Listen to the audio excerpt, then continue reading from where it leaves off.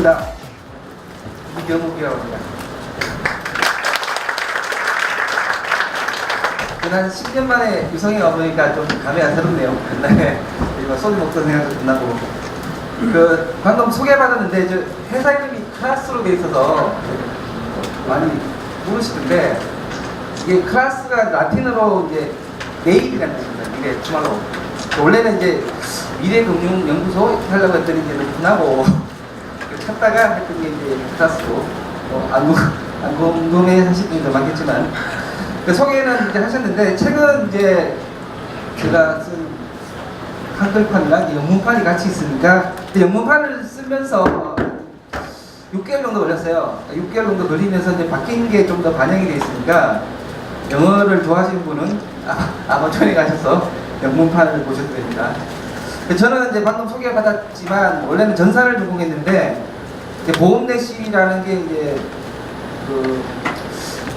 소위 말하는 이제 금융의 유통을 좀 인터넷으로 해보자라는 취지로 만든 회사다 보니 이 보험회사 한 7년 정도 했어요. 그러다 보니 이제 실제로는 전산 쪽에는 한 5년 정도, LG전자에 한 5년 정도 있었고, 나머지 거의 다 금융 쪽에 있습니다. 이쪽에서 주로 이제 많은 분들이 아시겠지만, 금융은 사실은 통계하고 확률을 아주 잘 조합을 해서 최적화 COE를 딱 도입해서, 그렇죠? 그래서 여러 가지 이론을 만들어서 어떤 이제 가격을 예측하고 주로 이렇게 되어 있습니다. 그래서 현재는 제가 제일 관심 있는 분야는 이제 머신러닝을 이용해서 이제 금융 분석을 좀 해보자 쪽을 하고 있다가 우연찮게 이제 이 책을 쓰다 보니 요새는 이제 비트코인 관련해서도 좀 많이 좀 제가 얘기가 되는데, 블록체인을 별도로 공부해 보신 분도 있을 거고, 아니면 오늘이 처음 오신 분도 있을 텐데, 오늘 제가 이제 말씀드릴 부분은 블록체인의 이제 핵심이자 기본 개념입니다. 그래서 많은 분들이 블록체인을 이렇게 좀 알아보려고 하시다 보니 문헌이 별로 없는 걸 아셨을 거예요. 책도 별로 없고, 이게 다 또 흩어져 있어서 찾는 시간도 너무 오래 걸리고, 굳이 또 그렇게 찾자니 그럴 만한 가치도 별로 없는 것 같고, 그러다 보니 대체로 시작하려다가 며칠 있다가 포기하고 하다 보니 이게 다른 분야하고 다르게 좀 알기가 쉽지가 않아요. 그러니까 저 자신 이 책을 쓰면서 자료 수집하는데 제일 많은 시간이 걸렸고, 자료 수집 중에 제일 많은 부분은 소스 코드를 보는 거였거든요. 그러니까 실제로는 인터넷에 떠돌아다니는 90%는 다 좀 부정확한 정보인데다가 그걸 아무리 조합해봐야 이게 답이 안 나와요. 그러다 보니 사실은 이제 실체에 비해서는 알기가 너무 어려운 게 또 블록체인이고, 지금 또 이제 더 호기심에서 더 많이 알고 싶으셔도 실제로 소스 코드를 안 보면 잘 아실 수가 없어요. 이게 문헌도 거의 없고, 이게 또 학문으로 발전된 게 아니라 그냥 이제 개발자들이 하다가 이렇게 돌고 도는 거라서 이게 정보 얻기가 너무 힘듭니다. 그래서 이제 아주 오늘 좋은 기회인데, 제가 그동안 아주 고생해서 모았던 자료를 요약해서 딱 1시간 딱 반을 들으시면 블록체인이 이렇게 간단한 거였나 아실 수가 있고요. 일단 그 개념을 아시면 이제 지역적인 거는 계속 이제 읽으시면 이제 계속 더 늘어나실 수 있을 것 같아요.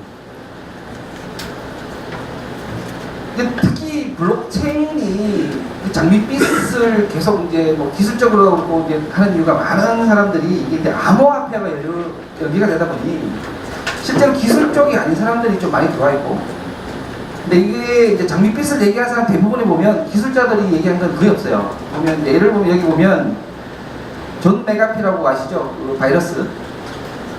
존 메가피가 뭐라고 얘기했는가 하면 2020년에 1비트코인이 100만 달러까지 갈 거다, 10억까지 갈 거라고 예상을 했어.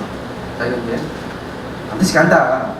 자기가 무슨 예측 프로그램을 만들었다 라고 얘기했고, 윙클보스 형제라고 많은 분들 아실 텐데, 페이스북을 원래 자기들 아이디어라고 해서 소송했었죠. 하버드 대학에서. 제 기억으로 한 700억 정도 실제로 이제 승소해서 받았고요. 근데 이 두 사람의 공통점이 이제 비트코인을 좀 많이 산 모양이에요. 근데 웃긴 게, 스티븐 워즈니악도 그렇고, 예전에 이제 애플 그 사람들이 비트코인을 되게 많이 샀어요. 돈을 좀 많이 번 것 같고, 그나마 이제 스티븐 워즈니악 같은 경우는 이제 비트코인이 좀 쓸모없다는 쪽으로 얘기를 많이 하는 반면, 존 메가피하고 윙클보스 형제는 계속 10억까지 올라갈 거다 라고 얘기를 좀 하고 있어요. 근데 아니, 근거는 없죠. 여기 보면 이제 트위터 CEO도 결국 모든 통화를 대체할 거다. 그리고 이 토마슨이라고 아주 자주 등장하는 사람도 이제 이게 주식처럼 장기 보유해야 된다라고 얘기하고 있고요. 근데 저는 이제 제 책에 뭐라고 얘기했는가 하면 간접적으로 2020년 7월 6일 이전에 비트코인이 사라질 거로 예측을 했어요. 만약에 2020년 7월 6일에 안 사라지면 2024년 7월 2일이 큰 모멘텀이 될 거라고 얘기했는데 그 이제 이면에는 이제 비트코인을 얻기 위해서는 엄청난 자원을 투입해야 되는데 엄청난 자원을 투입했는데 자기가 버는 돈이 그만큼 안 들어가면 자원을 투입할 이유가 없겠죠. 따라서 이제 지금은 비트코인 시세가 뭐 작년 말에 한 2천만 원까지 갔으니까 1비트코인이 소위 블록을 하나 만들면 작년 말 기준으로 3억 3천만 원 정도의 돈을 얻었어요. 그러니까 10분에 하나씩 블록이 만들어지는데 그 블록을 만들 만한 충분한 동기가 됐죠. 3억 3천 정도를 벌었으니. 근데 지금은 블록을 하나 만들어서 얻을 수 있는 돈이 거의 없어요. 근데 이제 엄청나게 많은 자원이 들어가거든요. 그 부분은 뒤에서 이제 보실 텐데 그 비트코인에 대해서 장밋빛을 내는 기사의 출처를 보시면 90%가 아마 CNBC일 겁니다. 여기 기사가 다 CNBC에서 난 기사거든요. 앞으로도 기사를 보실 때 장밋빛 기사인데 CNBC면 혹시 이 중에 한 명이 아닌가를 보시면 대충 맞을 거예요. 근데 이게 1비트코인이 10억 간다는 말이 얼마나 황당한 얘기인가 하면 1비트코인이 10억이 가면 이미 비트코인은 1700만 개 정도가 발행되어 있거든요. 1비트코인이 100만 달러가 아니라 10만 달러만 돼도 우리나라 GDP와 같으세요. 우리나라 GDP가 한 1600, 1700조 정도 됩니다. 10만 달러가 되면 그렇게 되는데 얘가 50만 달러가 되면요 독일하고 일본의 GDP를 합친 거와 같으세요. 근데 이 실제 100만 달러가 되면 그 19조 달러 미국의 GDP와 똑같아져요. 근데 뭐 예측을 쉽게 할 수 있겠죠. 뭐 10억 간다, 비트코인이 100억 간다 할 수 있는데 실제로 비트코인의 가격이 형성되는 거는 우리 명목 화폐로 사야 가격이 형성되는데 계속 올라가면 전 세계 돈을 다 합쳐도 비트코인 못 사요. 이게 앞뒤가 안 맞는 거죠. 그러니까 경제 평가 자산만으로 계속 얘기를 하고 예측을 하다 보니 부문없는 게 계속 좀 나오고 있고 그래서 어쨌든 뭐 두고 볼 일이지만 비트코인이 100만 달러가 가면 일단 적어도 미국의 GDP를 다 합쳐도 비트코인을 다 못 사요. 특히 이제 언론 보도를 좀 우리가 눈여겨봐야 될 필요가 있는 게 2002년도에 실제로 나왔던 기사입니다. 여기 보면 빌 게이츠가 이제 사석에서 했다는, 물론 빌 게이츠는 이름을 한 적이 없어요. 여기가 이제 땡땡 경제인데 여기 녹화한다. 지금 원래는 실명이 들어있는데 이제 땡땡 경제를 바꿨는데 그때 뭐라고 얘기했는가 하면 기사에서 빌 게이츠가 컴퓨터를 못 벌었으면 아마 이걸로 떼돈을 벌었을 거라고 생각한다. 처럼 이거는 신유통 기법으로 분류되고 있다. 뒤를 보면 근데 정부는 이것도 못 알아보고 바보같이 계속 규제하고 있다라고 이제 돼 있어요. 이게 뭐였냐면 다단계였습니다. 그러니까 지금 또 이제 이게 무슨 인터넷이니 아니면 무슨 거품이 이런 말이 많은데 뭐 다단계가 나와서 또 비슷한 걸 겪었죠. 결국 이제 뭐가 될지는 제 이제 결론은 뭐냐면 둘 다 가능성이 있다는 거거든요. 그렇지만 지금처럼 이제 너무 장밋빛으로 하는 게 약간 문제가 있다라는 경계심을 드실 것 같고 최근에 또 빌 게이츠가 한 말이 아닌데 나온 또 기사 중에 하나가 빌 게이츠가 이제 비트코인이 화폐보다 낫다 그리고 이제 블룸버그에서 인터뷰를 했다라는 이제 기사가 있어요. 근데 실제 이건 유튜브에서 찾아보실 수 있는데 빌 게이츠는 이런 말 한 적이 없어요. 그러니까 그 기자가 뭐라고 물었는가 하면 비트코인에 대해서 어떻게 생각하냐 물었고 빌 게이츠는 한 8초 정도 디지털 자산에 대해서 대답을 합니다. 비트코인이 아니라 앞으로 디지털이 대세가 아니겠냐 정도로 대답한 게 이제 실제로 기사는 빌 게이츠가 이제 비트코인이 화폐보다 낫다 라고 얘기했다라고 기사가 돼 있고 찾아보시면 이 기사가 엄청 많을 거예요. 그래서 제가 이제 짧게나마 언론 보도를 잠깐 말씀드렸던 게 지금 실제로 누가 주장을 하고 있는데 근거를 가지고 주장하는 거를 제가 아직까지 못 봤어요. 그러니까 예를 들면 뭐 책이라든지 기사라든지 뭐 몇억 간다, 몇십억 간다 할 때 저도 이제 궁금하죠. 도대체 어떻게 예측했을지. 아직까지 어떻게 예측했는지에 대해서 같이 나온 거 아무도 못 봤어요. 일단 자기들 주장만 나오는데 대부분 주장이 이제 보면 아까 말했지만 이제 기술자가 경제를 예측한다든지 좀 이런 식의 기사가 좀 많았죠. 그래서 앞으로도 기사가 나오면 먼저 뭘 한번 눈여겨보십사 하고 이제 짧게 하고 넘어가죠. 이제 본론으로 넘어가겠습니다. 이제 블록체인은 비트코인이라는 암호화폐가 나오면서 등장을 했고요. 그 다음에 이제 수많은 아류 혁명이 나서 지금은 한 1600개 정도 알려진 암호화폐가 1600 정도가 나와 있는데, 사실 1600개 정도의 암호화폐 중에 실제로 블록체인의 개념을 그대로 계승하고 있는 거는 이더리움하고 블록체인 그 두 개밖에 없어요. 나머지는 소위 이제 뭐 성능을 좀 높인답시고 원래의 개념을 좀 많이 훼손해서 이게 과연 블록체인이 맞나 할 정도로 좀 많이 좀 바뀌고 있어요. 그래서 우리가 먼저 비트코인 블록체인이 뭔지를 정확하게 알아야, 그래야 블록체인이 뭔지, 그래서 그 다음 나온 게 왜 아닌지를 알 수가 있기 때문에 지금 한 30분 정도 일단 비트코인 블록체인에 대해서 이제 그 개념을, 기본 개념을 좀 알려드릴게요. 대부분 이건 아시죠? 뭐 사토시 나카모토라는 가명을 쓴 사람이 비트코인을 만들었고, 알고 봤더니 뭐 크레이그 스티븐 라이트라는 호주 사람이더라. 근데 이게 한 명이 아니고 뭐 그룹인 것 같더라. 정도. 그래서 실제로 알려진 거는 한 4명, 5명 정도가 이제 사토시 나카모토라는 가명으로 먼저 논문을 발표하고 실제로 비트코인을 운영하다가, 그 중에 대부분의 돈은 아마 크레이그 스티븐 라이트 이 사람이 갖고 있는 것 같아요. 이 사람이 이제 작년 말 평가액으로 한 20조 원, 손정희 씨 정도의 세계 32부 정도에 되는 비트코인을 보유하고 있는 걸로 이제 되어 있는데, 근데 비트코인은 2009년도에 갑자기 뚝 떨어진 것처럼 보이지만 실제로는 비트코인의 근원은 1983년도부터 있어요. 비트코인이 나온 그 배경에는 사이퍼펑크라는 운동을 이해를 좀 하셔야 됩니다. 사이퍼펑크는 뭐 짐작하시다시피 합성어인데 펑크족하고 사이퍼, 암호의 합성어예요. 사이퍼펑크족이 원한 건 뭐냐 하면 최대한의 암호화를 통해서 개인의 프라이버시를 보호하자 라는 운동이 사이퍼펑크 운동이었어요. 그러니까 사이퍼펑크 운동을 좀 정확하게 왜 이게 나왔는지를 아시려면 미국의 역사를 좀 아셔야 되는데, 미국은 우리가 상상하는 이상으로 개인 침해가 엄청나게 심각해요. 예를 들면 이제 클린턴 정부 때 리프라는 보청용 암호화 코드를 합법화해서 그때 만드는 클리퍼 칩을 심으면 정부가 언제든지 개인의 통화를 도감청할 수 있도록 합법화했던 나라가 미국이에요. 그래서 이제 예전부터 많은 이런 뭐 합법적, 뭐 불법적인, 여러분 닉슨도 아시지만 를 통해서 개인의 프라이버시 엄청나게 침해를 많이 했었고, 그래서 이 빅 브라더로부터 탈출하자라는 게 사이퍼펑크 운동이었어요. 그래서 그 효시가 된 게 이제 데이비드 차움이라는 사람이 이제 이캣이었는데, 이 사람의 논문 제목 자체가 빅 브라더로부터 완전히, 빅 브라더를 완전히 무력화시킬 수 있는 트랜잭션, 이 사람 논문 제목이었어요. 그래서 원래 하고 싶었던 거는 어떤 정부든 어떤 기관이든 내 트랜잭션을 전혀 엿볼 수 없는 그런 트랜잭션을 만들어 보자라는 개념을 1983년도에 데이비드 차움이 논문을 만들었고요. 그 다음에 실제로 나중에 1900년도 말에 회사를 직접 차렸는데 잘 되지는 못했어요.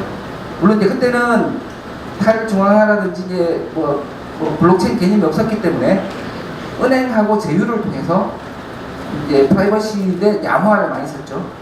특히 이제 1980년대 말에 이 운동이 가능했던 이유는 그 전까지만 해도 암호화 기술은 이제 국가가 소유해서 국가가 전유물로 하다가 1980년대에 이제 IBM이 소위 말하는 데스를 만들면서 그게 좀 일반화가 됐고, 그거를 많이 활용하면서 이제 적극적으로 암호화를 활용하자라는 이제 운동이 일어나게 됐고, 그게 지금까지 계속 연결되고 있어요. 1998년에는 이제 웨이다이라는 사람이 B머니라는 걸 만들었는데, 최초로 이제 분산합의라는 용어를 사용했고요. 그 다음에 이제 우리가 흔히 뭐 수학 문제를 풀면 비트코인 준다 하더라 하는 계산 퍼즐은 사실 1998년도에 웨이다이라는 사람이 처음에 개념화로 발표를 했었어요. 그 다음에 2002년도에 이제 자급 증명이라고 많이 들어보셨을 텐데, 자급 증명에 기반한 이제 해시캐시라는 게 이제 아담백이라는 사람이 2002년도에 만들었는데, 이때까지 공통점은 뭐냐면 실체는 없고 계속 알고리즘하고 이제 논문만 발표됐었죠. 그러다가 최초로 이거를 소프트웨어로 구현했던 게 2005년도에 할핀이라는 사람이에요. 그래서 이거를 전부 모아서 블록체인으로 만든 게 지금의 비트코인이죠. 그게 2009년도예요. 여기 이제 비트코인이 미국이 이제 달러가 있고 센트가 있고 이제 두 단위가 있듯이 이제 비트코인도 비트코인하고 사토시라는 두 단위를 쓰고 있어요. 사토시는 짐작하시겠지만 아까 사토시 나카모토 사토시라는 두 단위를 쓰고 있는데, 그 이더리움에 쓰는 그 화폐 단위 이름이 여기 다 웨이, 퀸이 이런 단위를 쓰고 있어요.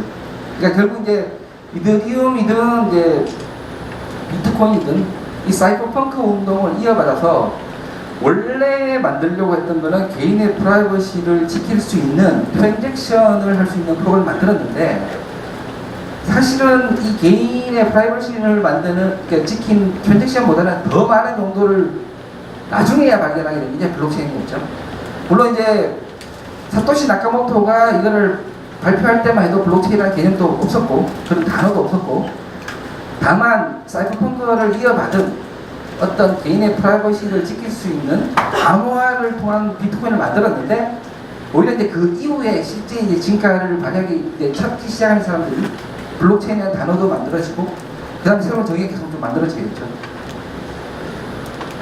그래서 앞에서 잠깐 보셨지만 지금 비트코인에 들어가 있는 세 가지 기술은 앞서 모든 사람이 다 만들었던 기술 그대로 들어가 있어요.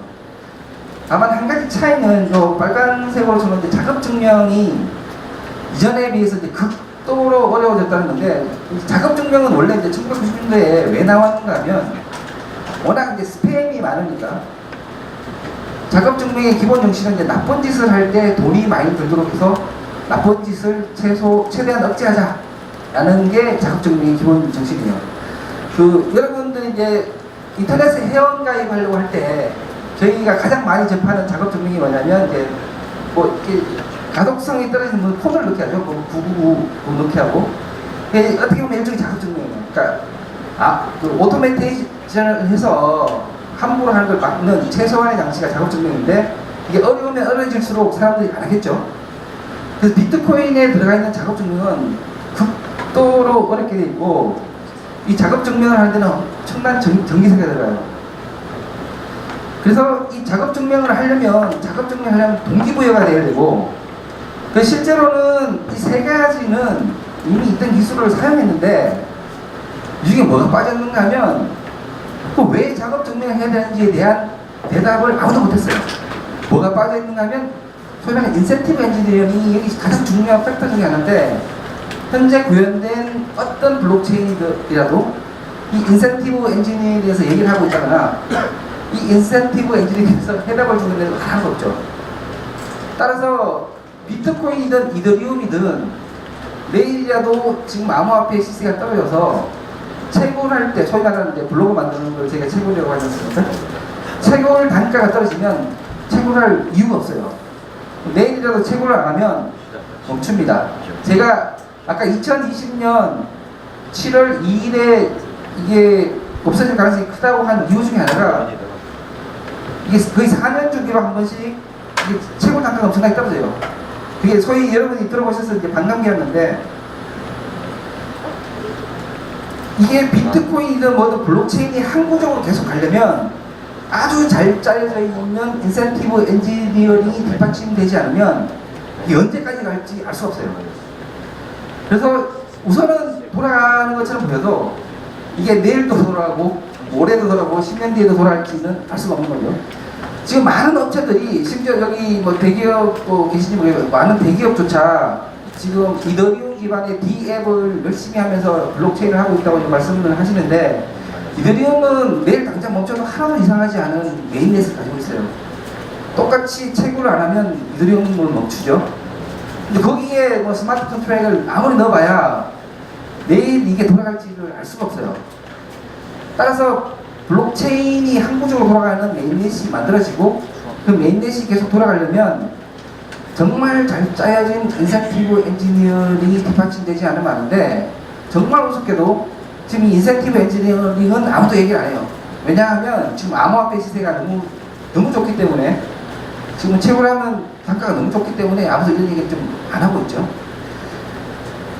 사실 지금 제가 짧은 한 10분 동안에 얘기한 게 지금 오늘 할 얘기 어려운 얘기는 다 했어요. 그래서 지금 10분까지 한 얘기를 못 알아들으셔도 전혀 걱정 안 하셔도 돼요.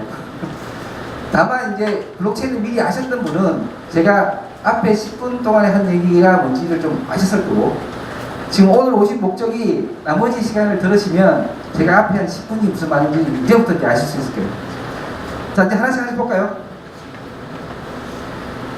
블록체인의 개념을 이해하려면 제일 먼저 이제 분산하고 탈중앙화를 좀 구분할 수 있어야 됩니다.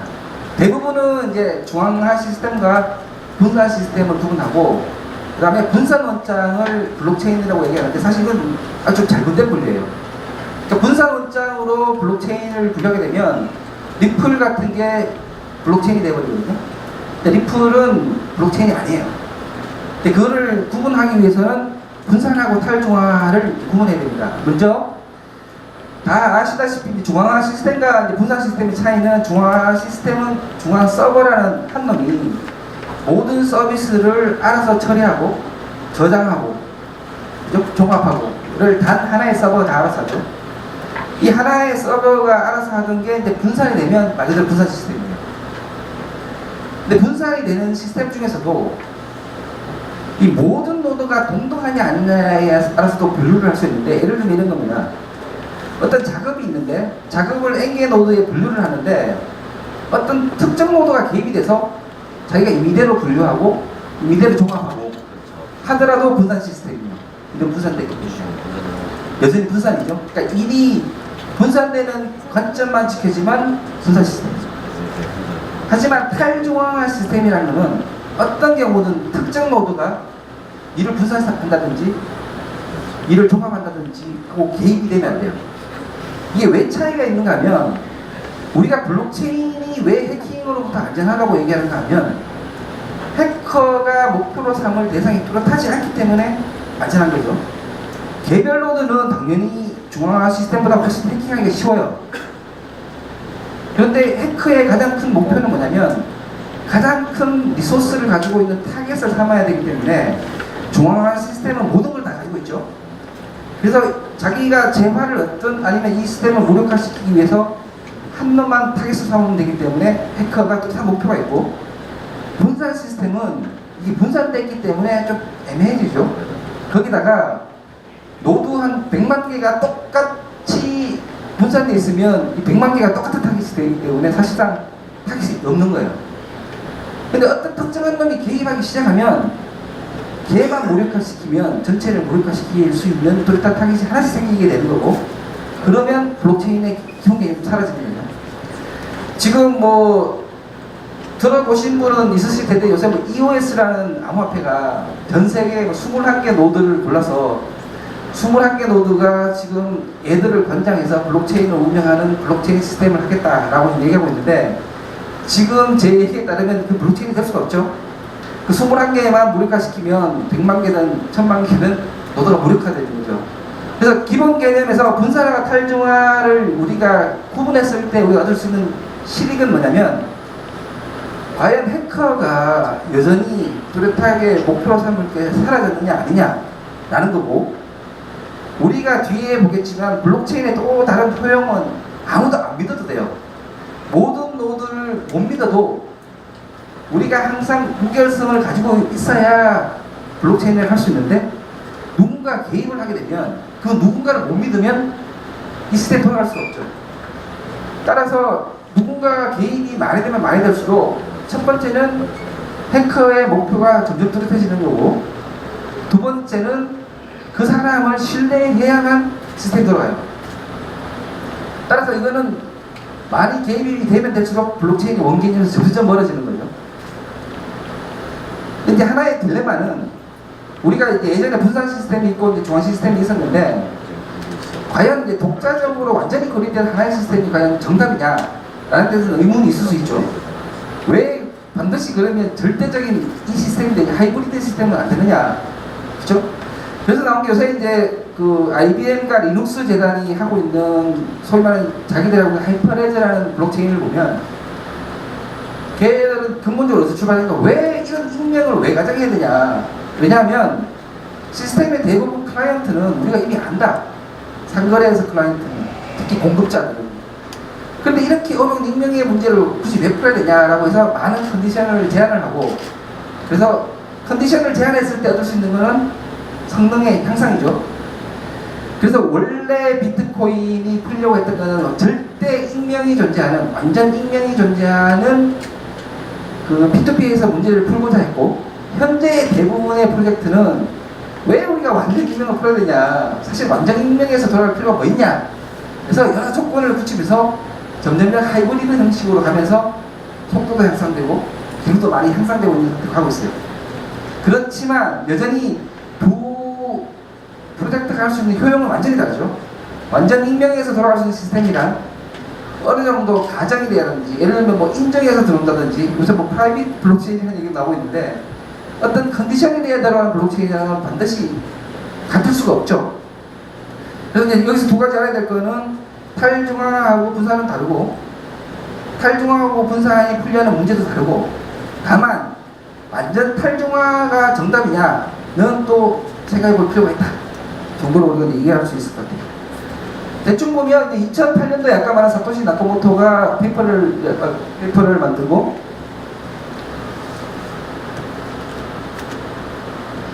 그 다음에 실제로 구현하는 2009년 1월 3일 6시 5분, 한국 시간입니다. 6시, 저녁 6시 5분이었는데 무슨 일이 있었는지 몰라도 실제로 운영된 거는 1월 9일부터 6일 뒤가 지난 1월 9일 새벽 2시부터 이제 실제로 운영이 됐는데, 블록을 만드는 이유는 블록 안에는 거래 내역이 담겨요. 거래 내역이라면 누군가가 소지하고 있는 비트코인을 다른 사람한테 이전하는 것을 거래라고 하고, 우리가 흔히 이제 우리가 가진 돈을 계좌 이체할 때 우리가 거래라고 하듯이 똑같은 개념이죠. 그 거래 단위를 하나 만드는데 한 0.2K 정도가 필요해요. 기술하는데 사이즈가 0.2K 바이트. 그러니까 계속 쓰다 보면 한 2,000개 정도 쓰면 이게 한 1메가바이트 정도거든요. 4,400 정도니까. 그래서 한 블록에는 한 1메가가 될 때까지 모든 데이터를 담다가 더 이상 담을 수 없으면 그 다음 블록을 만들고, 그 다음 블록을 만들고, 그래서 블록에는 이런 트랜잭션이 담기는 단위를 블록이라고 해요. 우리 흔히 이제 전산에서 블록은 바이트가 블록이 될 수도 있고, 어떤 특정한 데이터 스트럭처가 이제 블록이 될 수도 있고, 블록은 어떤 로지컬한 데이터 단위를 보통 블록이라고 하는데, 비트코인에서의 이제 블록은 어떤 단위인가 하면 이제 트랜잭션을 담는 단위인데, 제한이 1메가바이트까지만 커지도록 한 블록에 제한을 해놨기 때문에 대체로 한 2,000개에서 3,000개 정도의 거래 내역이 담겨요. 그래서 10분에 하나 정도 블록이 계속 만들어지는데, 지금 2009년도 1월 9일부터 현재까지 만들어진 블록이 이렇게 해서 만들어진 게 한 53만 개 정도가 지금 만들어져 있고요. 10분에 하나씩이니까. 그래서 지금 이 안에 담겨있는 거래 내역은 한 3억 개 정도 됩니다.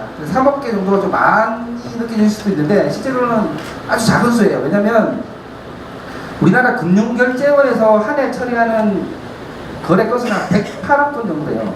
한 해. 근데 얘는 10년 동안 이제 처리한 건수가 3억 건 정도밖에 안 되니까 그렇게 많은 건 아니죠. 어쨌든 그렇게 많은 3억 건 정도가 계속 블록에 담기면서 지금까지 53만 개 정도가 블록이 만들어져 있고, 지금 이 순간에도 블록을 열심히 이제 누군가 만들고 있는데, 블록을 하나 만들면 아까 말했지만 12월 말 기준으로는 한 3억 정도가 만들어지고, 최초로 블록을 만들었던 저 사토시 같은 경우에 블록 하나 만들면 한 10억 정도가 계속 쌓였죠. 그래서 지금의 이제 한 20조 정도 아까 말한 돈이 쌓인 거고, 대충 한 비교를 해보면 이제 사토시가 최초로 만든 걸 우리가 흔히 제네시스 블록이라고 하고 0번 블록이라고 말하고 있고요. 제가 아까 한 53만 개 정도가 만들어졌다고 했는데, 제가 이제 책을 쓸 때쯤 한 50만 번 블록이 만들어져 있거든요. 두 개를 비교해 보면, 우선 이제 0번 블록은 2009년도에 9년도에 만들어졌고, 50만 번 블록이 이제 2017년 12월 18일에 만들어졌는데, 크기를 보시면 이제 제네시스 블록에는 뭐 당시에 뭐 쓰는 사람도 없으니까 뭐 거래할 사람 거의 없다 보니 거래 내역이 하나밖에 안 담겨 있어요. 그 크기도 이제 285바이트였는데 50만 번 블록에는 한 2,700개 정도 거래 내역이 담겨 있고 크기도 거의 한 1메가 정도 되죠. 여기서 하나 눈여겨보실 게 뭐냐면 보조금하고 수수료예요. 블록을 하나 만들어지면 블록을 만든 사람한테 보상금이 이제 주어지는데 그게 우리 흔히 예전에 들었던 야 무슨 수학 문제를 풀면 돈을 준다더라 라는 거예요. 이게 두 개를 종합해 보면 아 이 블록을 만들려면 뭔가 수학 문제를 풀어야 되는구나. 수학 문제를 풀면 아 보상금을 주는구나 이렇게 종합해 볼 수가 있겠죠. 근데 보상금은 보조금하고 수수료로 이루어져 있는데 보조금은 정액이에요. 안 바뀌어요. 근데 여기 눈여겨보시면 영번 블록에는 보조금이 50비트코인이었는데 50만 번 블록에는 4분의 1로 줄었죠. 12.5비트코인. 그리고 영번 블록에는 트랜잭션 수수료가 없었는데 50만 번 블록에는 3.3 거의 3.4비트코인이 이제 들었어요. 이 두 개를 다 합쳐서 50만 번 블록을 만든 사람은 약 16비트코인 정도를 만들었었고 16비트코인 좀 더 되니까 우리 연말 시세가 2천만 원이었잖아요. 그 두 개를 합치면 3억 2천, 3억 3천 정도가 되는 거죠. 그리고 밑을 보면 제네시스 블록을 만들 때 난이도라고 하면 수학 문제의 어려운데 실제로는 수학 문제라기보다는 산수 문제가 맞고요. 계산을 한 30억 번 정도 해야 겨우 정답을 찾을 수 있고 어떤 경우에는 뭐 2에 한 70번 정도 계산을 해야만 정답을 찾을 수 있어요. 이건 해시 퍼즐을 푸는 건데 어떤 수학적 포뮬러가 있는 게 아니라 정답을 찾을 때까지 계속 무한 반복해야 되고 대체로 비트코인을 현재 같은 경우에는 2에 한 75승번 정도의 계산을 해야 답을 찾을 수가 있어요. 근데 그만큼 계산하려면 엄청나게 많은 시간, 엄청나게 많은 이제 자원이 필요한 거죠. 어쨌든 그래서 그 어려운 수학 문제를 풀 때의 난이도를 제네시스 블록이 만들었을 난이도를 1이라고 가져간다면 이 난이도는 계속 꾸준히 조정이 됩니다. 이걸 너무 빨리 풀면 난이도를 올려버리고 이걸 너무 못 풀면 난이도를 내려버리고 계속 2주에 한 번씩 난이도 조절하는데 지금까지 난이도 계속 올라와서 50만 번 블록이 만들어질 때 난이도는 제네시스 블록에 비해서 1조 9천억 배 정도가 더 늘어났어요. 그래서 제네시스 블록을 좀 치사하죠. 사토시는 자기 개인용 컴퓨터로 CPU로 만들었고요. 제가 보기에는 10분이 안 걸렸을 것 같고 지금은 CPU로는 도저히 계산할 수 없어요. 왜냐면 사토시가 했던 것보다 1조 9천억 배 정도 더 계산을 해야만 지금은 만들 수가 있어요. 그러니까 지금은 소위 말하는 ASIC이라는 전문 기계를 안 쓰면 최고를 할 수가 없죠. 그리고 이 나이는 점점 올라가고 있고 아까 지금 우리가 잠깐 앞에 봤을 때 그 보조금이 4분의 1로 내려간 걸 보셨을 텐데 비트코인은 어떻게 되는가 하면 영번 블록이 만들어질 때 50비트코인이 보조금으로 주어지다가 21만 개의 블록이 만들어질 때마다 21만 개는 아까 10분에 하나씩 만들어지고 하루에 144개가 만들어지니까 계산해보면 약 4년 정도 돼요. 그러니까 4년에 한 번씩 반씩 줄입니다. 이렇게. 따라서 21만 번이 만들어질 때 25로 줄었고 그 다음에 42만 번 블록이 만들어질 때 또 반으로 줄어서 그래서 50만 번 블록이 만들어질 때는 두 번 줄었기 때문에 12.5가 됐던 거고요. 이런 식으로 계속 줄면 2140년 4월 18일이 되면 더 이상 비트코인이 발행이 안 돼요. 아까 제가 비트코인 단위가 사토시하고 그 비트코인이 있다고 했고 100센트가 여러분 1달러지 않습니까? 근데 1억 사토시가 1비트코인이에요. 그러니까 사토시 1억 개가 모여야 1비트코인 되는데 2140년 4월 18일에 블록을 만들면 보상금이 1사토시예요. 그러니까 더 내려갈 데가 없어요. 이렇게 만들어진 비트코인 모두 다 더하면 그 합이 2100만 개입니다. 그래서 더 이상 만들어지지가 않죠.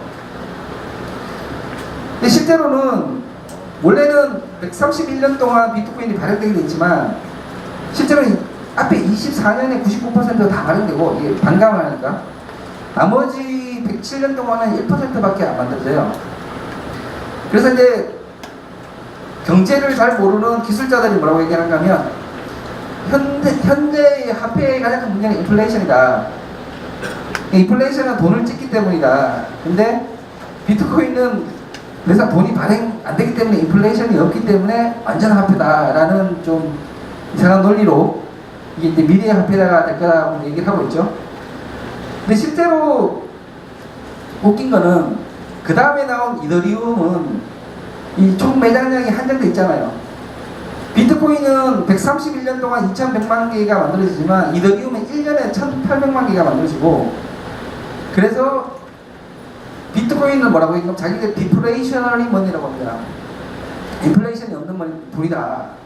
그런데 이더리움 뭐라고 얘기하냐면 인플레이션이 없으면 돈이 될 수도 없다.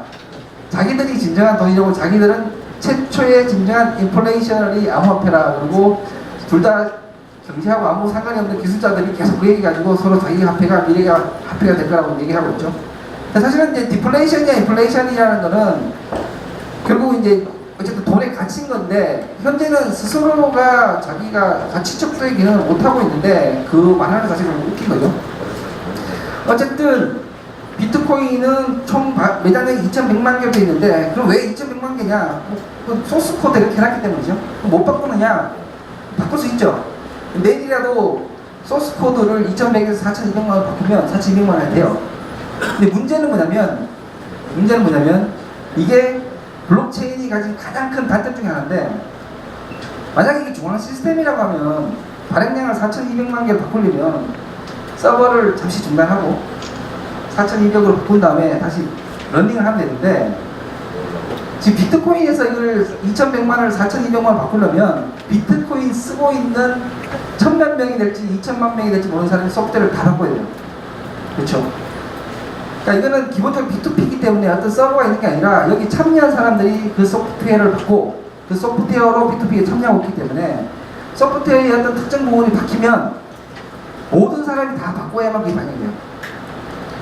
그럼 그동안에 많은 사람들이 수정된 걸 다 바꾸느냐? 어떤 사람은 깨어나서 안 바꾸는 사람도 있을 거고, 어떤 사람은 바뀐 규칙이 마음에 안 들어서 안 바꾸는 사람도 있을 거고, 그렇게 하다 보니 이 블록체인 시스템은 항상 소프트웨어 버전이 다른 클라이언트가 항상 경합을 하게 되고, 그래서 서로 다른 규칙이 경쟁하는 상태가 만들어져요. 그래서 만들어지는 게 들어보셨는지 모르겠지만 하드 포크하고 소프트 포크 문제가 만들어지고, 이거는 블록체인이 가지고 있는 가장 큰 취약점 중에 하나입니다.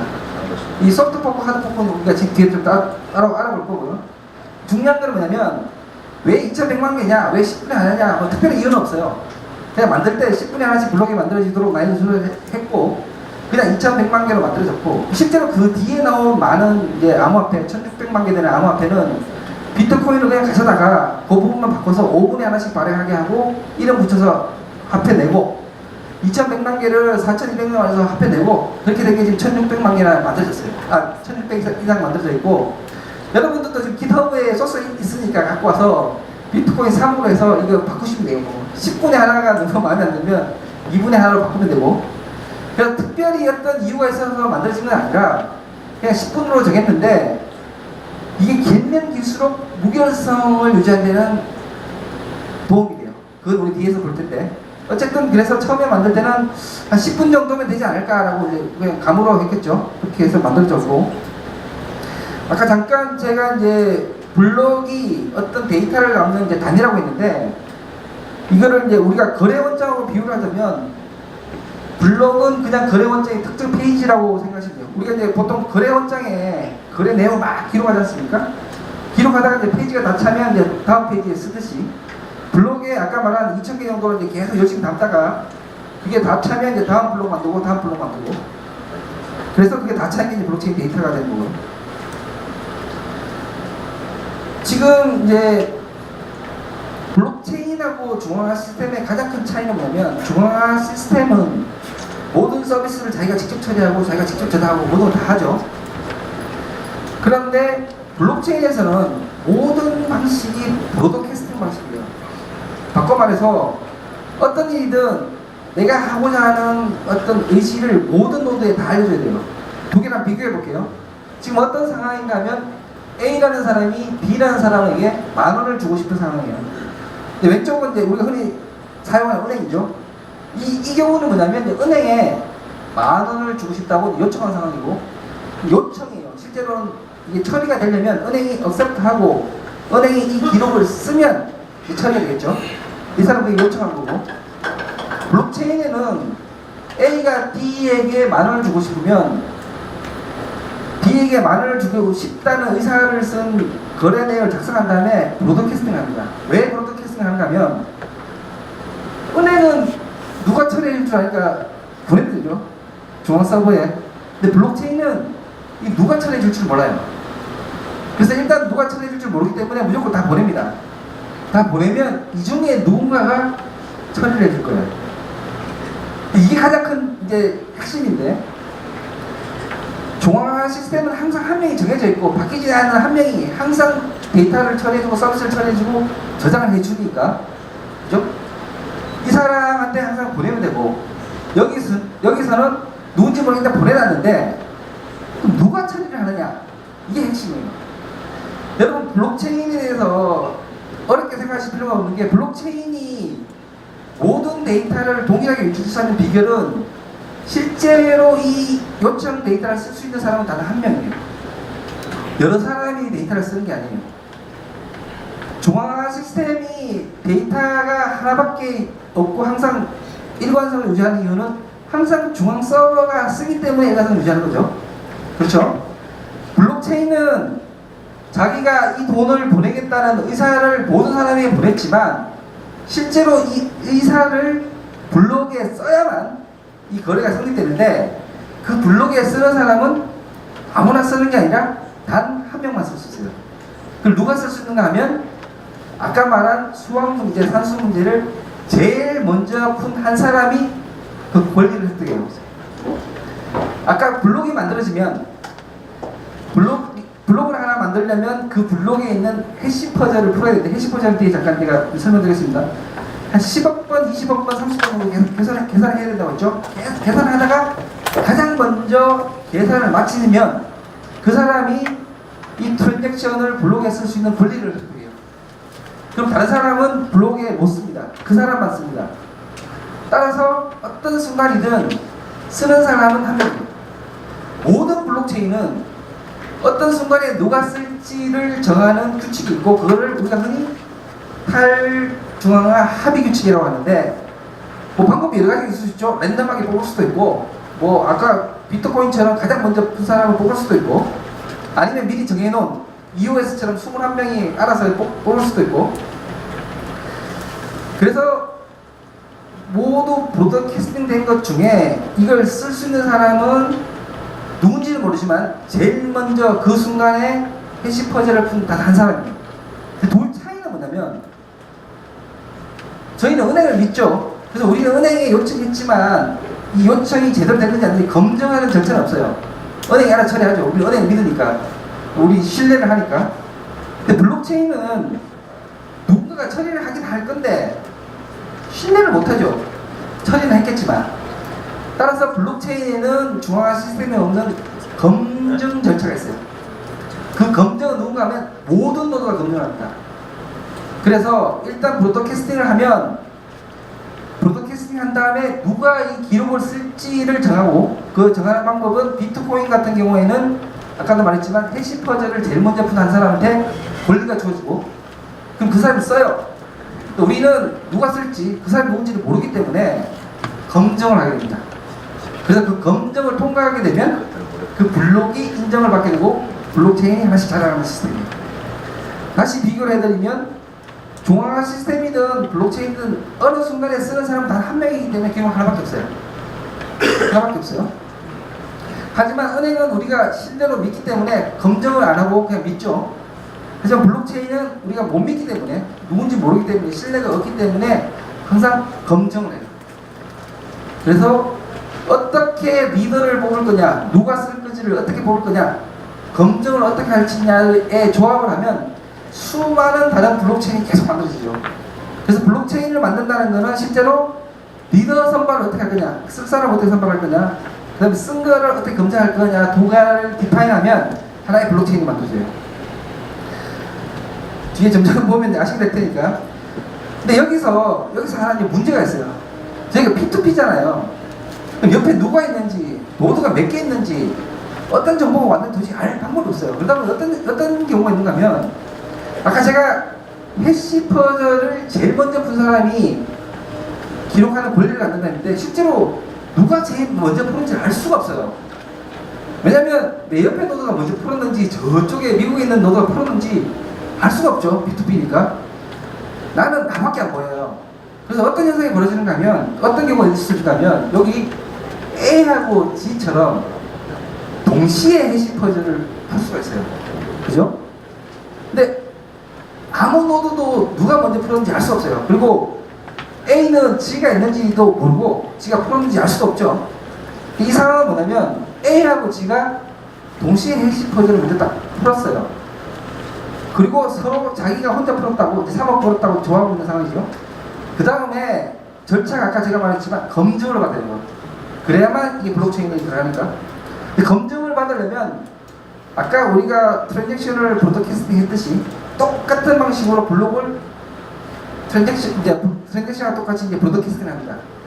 모든 노드는 이 블록을 받은 다음에 정해진 규칙에 의해서 만들어졌는지만 검증을 한 다음에 정해진 규칙에 맞으면 자기 로컬에 있는 블록체인에 추가를 하면 되고, 봤더니 규칙을 어겼다 그럼 바로 폐기시켜버립니다. 근데 여기 보면 A하고 바로 연결되어 있는 B하고 B, C 같은 경우에는 파란색을 받고 빨간색의 존재를 모르죠. G 같은 경우에는 빨간색을 받았는데 파란색의 존재를 몰라요. 있는지 없는지 모르고. 근데 브로드캐스팅을 하다 보면 돌고 돌아서 언젠가는 뭐야 이게 빨간 게 있었어? 를 알게 되겠죠. 어느 순간에 언제인지는 알 수 없지만. 그럼 어떤 현상을 얻는가 하면, 앞에 자기가 파란 거 추가할 때만 해도 분명히 규칙이 맞기 때문에 계속 추가를 하고 있었는데, 어느 순간 보니까 다른 게 있다는 사실 알게 됐어요. 다른 노드로부터 계속 브로드캐스팅. 그래서 딴 노드는 이런 식의 블록체인을 가지고 있는데 나는 이 블록체인을 가지고 있다는 걸 발견하게 되죠. 둘 다는 규칙을 어긴 게 없어요. 규칙을 둘 다 지켰죠. 그렇지만 항상 하나의 데이터를 가지고 있기 때문에 둘 중에 하나는 폐기를 시켜야 돼요. 여러분 그냥 뭘 폐기시키시겠어요? 짧은 놈은 폐기시키는 게 낫겠죠. 그냥 심플하게 길이가 같으면 성분은 다른데 길이가 똑같다 그러면 동점이에요. 계속 일하다가 어느 순간 균형이 깨지면 무조건 긴 놈으로 따라서 이걸 다 폐기시켜야 돼요. 폐기시킨다는 의미는 그게 단순한 게 아닌 게, 분명히 A라는 사람은 저걸 만들었을 때 엄청난 전기세를 들여서 3억이라는 돈을 벌었다고 기뻐했을 텐데, 얘가 이 빨간 걸 선택해서 이게 폐기되는 순간 3억을 뱉어내야 돼요. 돈 다 날아갑니다. 그래서 되게 좀 불합리하죠. 그래서 어떤 경우에는 이게 한 4개 정도 자랄 때까지도 모르고 서로 계속 경쟁한다고 하는 순간 다 날아갈 수가 있어요. 근데 웃긴 게, 이더리움은 이게 좀 불합리하다고 생각했는지, 이더리움 같은 경우에는 폐기를 하지 않고 사용을 안 하는데 일부를 줘요. 80% 정도의 돈을 줍니다. 약간의 보상을 해줘요. 어쨌든 뒤에서 약간 좀 배경을 했는데, 중요한 거는 어떤 순간이든지 모든 노드가 동일한 데이터를 가져야 되고, 동일한 데이터를 가진다는 얘기는 규칙이 잘못됐을 때만 폐기하는 게 아니라 완벽하게 규칙을 지켜서도 나랑 모습이 다르면 한 놈은 무조건 퇴출시켜요. 그래서 항상 똑같은 동일한 모습을 가지는데, 그 규칙은 가장 긴 놈이 이기는 거죠. 가장 긴 거를 다르게 얘기하면 에너지를 가장 많이 쓴 블록체인이 승리하고 나머지는 폐기를 해요. 그러면 어떤 한 특정 순간에는 모든 노드가 똑같은 데이터를 가질 수가 없죠. 이거는 뭐 어싱크로너스하고 막 어디에 뭐가 있는지 모르고 언제 전파될지도 모르기 때문에 어떤 특정 순간에는 다르지만 궁극적으로는 항상 같아져요. 시간이 지나면 알게 되니까. 그래서 이제 잠깐 아까랑 연결해 보면 왜 하필 10분에 하나씩 만들었을까인데, 이걸 만약에 1분에 하나 정도 만들었으면 이게 아주 더 길 동안에 계속 동률이 돼서 계속 더 길어져서 더 언스테이블해질 가능성이 더 커져요. 그래서 10분에 하나 정도 만들어지니까 대체로 이게 한 6개 정도 될 때까지는 모든 합의가 이루어져요.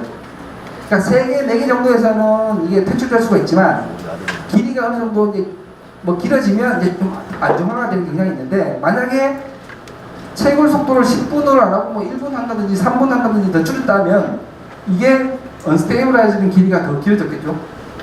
그런 이제 장단점이 좀 있는 거고. 그래서 어떻게 되는가, 아까 말씀드렸지만 이제 누가 누구한테 이제 비트코인을 준다는 내역이, 거래 내역이 이 블록에 이제 저거 아까 한 2,000개씩 이제 담겨 있다고 했는데, 여기 보면 이제 여기 김영미 씨가 신동엽 씨한테 돈을 줘야 되는데, 3비트코인을 줘야 되는데, 내가 누군가한테 돈을 주려면 그 전에 내가 돈이 있어야 되잖아요. 내가 돈이 있으려면 누구한테 받아야 되죠. 그래서 여기서 돈을 주려면 이 사람이 먼저 돈을 가진 게 맞는지, 그리고 가지고 있는 돈이 주려는 돈보다 큰지를 항상 검증을 해야 돼요. 근데 그걸 검증하려면 이 사건 이전에 이 사람이 누구한테 돈을 수령하는 사건이 분명히 발생을 해야 되죠. 그래서 하나를 지불하게 되면 그 이전 블록을 쭉 훑어가면서 이 사람이 누구한테 돈 받았는지 찾을 때까지 계속 훑어가요. 이론적으로는 제네시스 블록이 만들어졌을 때의 돈을 지금 쓰게 되면 53만 개 블록을 다 뒤져봐야 됩니다. 그래서 이제 흔히 지금 뭐 비트코인은 블라인드 블록체인이라고 좀 욕을 많이 하는데, 비트코인은 아무런 상태에 저장이 안 돼 있어요. 그래서 특정 블록에서 이게 몇 비트코인인지, 누구한테 받았는지, 돈이 얼마인지가 전혀 기록이 안 돼 있고, 이 비트코인을 쓰려면 항상 이전 블록을 다 뒤져야 됩니다. 월스트는 53만 개를 다 뒤져서, 그래야 그걸 검증한 다음에 쓰게 되는데, 폰트가 좀 깨졌네요. 제가 여기서 하나 말씀드리고 싶은 건 뭐냐면, 그래서 순서가 되게 중요해요. 김영미 씨가 돈을 먼저 받는 이벤트가 일어난 다음에 이 돈을 써야만 이게 유효한 게 되기 때문에, 이게 뒤집어져 버리면 쓸 수가 없죠. 그래서 한번 만들어진 블록체인은 순서가 바뀌지 않고 늘 일렬로 서 있기 때문에, 시간 순으로 서 있기 때문에, 그죠? 그래서 블록체인은 시간 단위로 되어 있고, 이게 이제 바뀌지가 않는데, 대부분 뭐라고 얘기하냐면, 블록은 거래 내역을 기록하고 거래가 일어난 순서대로 저장되어 있다. 이게 좀 깨졌습니다만, 이렇게 되면 사실은 이게 좀 잘못된 표현이에요. 아까 가만히 생각해 보세요. 아까 빨간 블록, 파란 블록을 생각해 보시면, 빨간 블록이 먼저 도달할지 파란 블록이 먼저 도달할지 알 수가 없죠. 그때 네트워크 상황에 따라서 어느 게 먼저 도달할지 알 수가 없어요. 따라서 거래가 일어나도 어떤 특정 노드에 도달하는 거래 내역은 그 거래 내역이 움직이는 그 경로의 속도에 따라 달라져요. 따라서 내가 오늘 제출한 거래 내역이라도 내일 도달할 수도 있고, 지금 제출한 게 10초 뒤에 바로 도달할 수도 있고, 어느 게 먼저 도달할지 알 수 없어요. 따라서 비트코인도 그렇고 모든 블록체인에는 이런 어싱크로너스한 네트워크에는 타임 스탬프라는 게 의미가 없어요. 왜냐하면 먼저라는 선호의 개념이 이게 언제 도달할지 모르고, 내가 순서대로 올 때까지 기다렸다가는 프로세스가 진행이 안 되기 때문에 항상 오자마자 바로 손에 든 것만 가지고 처리를 해야 돼요. 그래서 실제로 비트코인에도 트랜잭션에는 타임 스탬프가 전혀 없어요. 그래서 먼저 일어난 건 뭐냐는 의미는 먼저 도달한 게 먼저 일어난 거예요. 따라서 딴 게 1시간 전에 제출됐더라도 늦게 도착하면 실제로 블록체인의 세계에서는 그게 늦게 일어난 거예요. 하지만 어쨌든 먼저 도달하는 순서대로 하면 항상 일관성을 유지할 수가 있죠. 그래서 실제로 블록체인을 정확하게 이제 하려면 블록체인 거래 내역은 기록된 순서, 저장된 순서대로 그냥 거래가 일어난 거예요. 그러니까 먼저 일어난 순서대로 저장된 게 아니라, 이게 왜 중요한가 하면 뒤에 제가 이중 사용이라는 걸 알려드릴 텐데, 이중 사용이라는 게 이제 블록체인은 완전히 막았다라고 자기들은 주장하지만, 실제로 상거래상에서 블록체인으로 엄청난 이중 사용을 시도할 수가 있어요. 그게 바로 이것 때문이거든요. 그건 이제 뒤에 다시 좀 볼게요. 아까 이제 그 블라인드 제가 블록체인이라고 얘기하면서 이 거래 내역이 막 흩어져 있다고 얘기했잖아요. 실제로 어떤 비트코인을 쓰려면 이 블록을 다 뒤져서 내 소유인 비트코인을 다 모아서 그 얼마인지를 찾아서 할 때만 써야 돼요. 되게 귀찮죠? 그래서 보통은 이제 지갑이라는 소프트웨어가 있어서, 이 지갑의 역할은 뭐냐면 내가 쓸 수 있는 개인 키를 이제 발행하기도 하지만 모든 블록에 흩어져 있는 것을 항상 모아서 잔액도 계산하고 어떤 비트코인을 쓸지를 이제 정하는 소프트웨어가 있는데 보통 지갑이라고 그러죠. 그래서 아직 안 쓰고 이렇게 막 흩어져 있는 거를 흔히 이제 UTXO라고 해요. Unspent Transaction Output이라고 해서 아직 안 쓴 아웃풋. 아웃풋은 바꿔 말해서 출력인데 출력은 누구한테 받은 비트코인이라고 생각하시면 돼요. 그래서 내가 아웃풋을 가지고 있으면 이걸 내 인풋으로 만든 다음에 다시 누군가의 아웃풋으로 만들고 그래서 이제 이게 소유권을 계속 주고받고 하는 역할을 하고 있고 그래서 비트코인처럼 이렇게 블라인드처럼 된 거를 UTXO 기반이라고 하고 나중에 나온 이더리움은 계정 기반이에요. 이더리움은 모든 블록에 모든 글로벌 스테이트에서 다 기록하고 있어요. 그래서 이렇게 뒤질 필요도 없고 그래서 계정 기반하고 보통 UTXO 기반을 이제 분류를 하는데 최초로 나온 이제 블록체인은 흩어져 있기 때문에 UTXO 기반이라고 얘기를 하고 있고요. 이 생각 해보셨죠? 아까 이제 내가 돈을 쓰려면 누구한테 돈을 받아야 되죠. 근데 그 돈을 나에게 준 사람도 누구한테 돈을 받았겠죠. 이 계속 쭉 가다 보면 끝에 뭐가 있을까라는 건데 아까 얼핏 생각하시면 블록을 하나 만들면 보상금 받는다고 했죠. 그 보상금을 받는 순간이 새로운 비트코인이 만들어지는 순간이고 그죠? 그래서 계속 이거를 쫓다 보면 제일 마지막에 만나는 거는 그 보상금이 만들어지는 순간을 만나게 돼요. 모든 블록에 아까 2,000개 정도의 트랜잭션이 들었다고 제가 말씀드렸는데 그 중에 첫 번째 트랜잭션은 항상 블록을 만든 사람이 만든 보상금을 받는 트랜잭션이 첫 번째 트랜잭션이 되어 있고 그 트랜잭션을 우리가 코인 베이스 트랜잭션이에요. 말 그대로 이제 돈의 기본이 된 트랜잭션을 코인 베이스라고 하고 코인 베이스를 제외한 모든 트랜잭션은 제가 일반 트랜잭션입니다. 일반 트랜잭션은 뭐냐면 코인 베이스가 돈을 쓰기 시작하면 그 받은 돈이 또 딴 데 가고 이게 일반 트랜잭션이고 그런데 그냥 내가 블록을 만들므로써 새로 생긴 비트코인을 받게 된 트랜잭션은 코인베이스 트랜잭션이고 따로 부르죠. 아까 블록이 53만 개 만들어졌다고 했으니까 코인베이스도 53만 개가 만들어져 있겠죠. 그래서 첫 번째는 코인베이스, 나머지는 일반을 계속 추적하다 보면 결국에는 코인베이스로 넘어갑니다. 그래서 블록체인은 이렇게 브로드캐스팅에서 만들어진 거를 중앙 시스템이나 자기 로컬 되잖아요. 그래서 모든 사람 지금 이제 지갑이 한 1,500만 개 정도 된다고 하는데 모든 사람은 이론적으로 53만 개 블록을 자기 로컬에 가지고 있어요. 그래서 내가 트랜잭션을 본다는 얘기는 어떤 서버가 아니라 내 로컬을 뒤지는 거죠. 그리고 아까 말한 뭐 UTX를 본다는 것도 다른 데 보는 게 아니라 내 로컬에 있는 걸 다 뒤지는 거예요. 53만 개 인맥하면 53GB거든요. 맞죠? 이게 내 컴퓨터에 있어야만 좀 이론적으로 그렇죠? 쓸 수 있다는 얘기예요. 근데 실제로는 이제 예전에는 뭐 많이 안 만들어졌기 때문에 지금 죄송합니다. 53만 개면 530기가네요. 10년 동안 만들어진 이 블록 53만 개 다 합치면 지금 한 160GB 되는 거예요. 그 최초로 블록체인에 참여하시면 한 열흘 정도 커넥션 해두시면 53만 개를 다 받을 수가 있어요. 그래야 비트코인을 쓸 수가 있는데 얼핏 생각하시면 이 스마트폰으로 비트코인 쓰는 사람 꽤 보셨을 거잖아요. 근데 스마트폰에 그럼 150기가를 어떻게 왔지? 라고 생각하실 텐데 그래서 처음부터 블록체인을 만들 때 모든 노드가 동등하지 않고 사실은 그 필요한 해너만 기록하는 그 노드랑 모든 걸 다 하는 노드를 구분되어 있고 모든 걸 다 받는 노드를 우리가 흔히 완전 노드, 풀 노드라고 해요. 자기가 채굴을 하고 싶으면 풀 노드가 돼야 되고 채굴을 하기 싫고 그냥 비트코인만 쓰겠다고 하면 사실은 심플 뭐 베리파이프 그 SVP라고 하는 노드가 되려면 하나의 블록을 완전 요약한 데이터는 80바이트밖에 안 돼요. 80바이트로 고정되어 있고 53만 개를 80바이트로 다 해봐야 지금 10년치를 다 받아 40메가 정도 받으면 되기 때문에 40메가는 금방 받죠.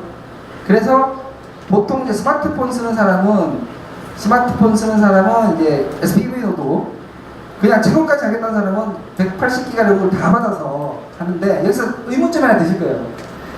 이게 이제 비트코인의 블록체인의 가장 치명적이고 향후에 이 문제를 못 풀면 블록체인의 이제 미래가 없다고 할 정도로 치명적인 문제인데 계속 블록이 늘어날 거고 블록을 늘어나면 늘어날수록 계속 이 엄청난 데이터를 받아야 되는데 한번 비교를 해볼게요. 지금 아까 이제 10분에 하나씩 블록이 만들어지고 2,000개, 3,000개 정도가 처리한다니까 계산해보면 초당 한 5개 정도 처리하는 거거든요. 그렇죠? 얼추 계산하면. 그래서 뭐 이론적으로는 초당 한 7개 정도 좀 처리한다고 얘기하는데, 지금 비자 카드가 평균 이제 초당 한 2,000건 정도 처리하고 맥스 한 4,000건 정도 초당 처리합니다. 그리고 이론적으로는 56,000건 정도 처리해요. 그 뭐 나중에 누가 이제 비트코인이 이제 미래의 결제 시스템이 되고 이런 말을 하면 이게 이제 뭘 해결해야 되는가 하면, 비트코인이 만약에 이제 초당 4,000건을 처리하면 하루에 70기가가 만들어지고 1년이면 25TB가 만들어져요. 그러면 70기가를 계속 브로드캐스팅을 해서 검증을 해야 되잖아요. 아까 제가 블록체인 검증한다고 했죠. 실제로 나중에 기술이 올라가서 비트코인이 비자만큼 처리를 하게 되면 이 데이터를 처리를 해야 돼요. 일단 저장도 못할 뿐더러 70GB를 브로드캐스팅을 하루에 할 수 없죠. 아까 제가 180 봤는데 지금 대충 열흘 정도 걸린다고 했으니까, 그러니까 하루치 합의를 하려고 일주일이 걸리는, 이게 말이 안 되는 상황이 발생하는 거죠. 그래서 블록체인은 기본적으로 데이터를 저장한다든가 무슨 데이터베이스를 쓴다든가 하는 용도로 쓰는 거는 처음부터 말도 안 되는 상황이고, 블록체인은 최소한의 데이터를 가지고 써야 되고, 그리고 지금은 이제 많이 나오는 얘기가, 그러면 과연 옛날의 히스토리부터 하나도 안 남기고 다 둬야 되느냐, 이런 얘기부터 좀 많은 게 나오고 있죠. 이더리움은 또 뭐 여기는 또 뭐 좀 이상한 얘기를 좀 많이 해서 샤딩이라는 기법이 있어요. 샤딩은 뭐냐면 데이터베이스 전체 기록을 안 하고 테이블을 쪼개서 나눠서 보관하는 기법이죠. 그래서 뭐 이 블록체인에 샤딩을 넣겠다고 해서 지금 막 얘기한 지 몇 년 됐는데, 일단은 근본적으로 샤딩이라는 게 말이 안 되는 게, 누가 컴퓨터를 켜고 있을지 끄고 있을지를 알 수가 없어요. 그래야 블록체인이죠. 그러니까 항상 뭔가가 되려면 누군가가 항상 켜고 있는 사람이 있어야 되는데, 그게 보장이 안 돼요, 블록체인에서는. 따라서 뭔가를 나눠서 기록한다든지 뭔가 그래서 수집하려면 항상 꺼지지 않는 노드가 몇 개가 필요해요.